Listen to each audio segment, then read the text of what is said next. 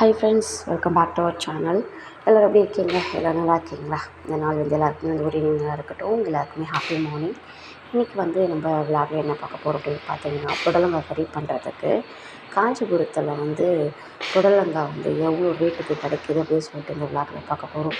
Like பண்ணுங்கள், comment பண்ணுங்கள், புதுசாக பார்க்குறவங்க சப்ஸ்கிரைப் பண்ணிக்கோங்க.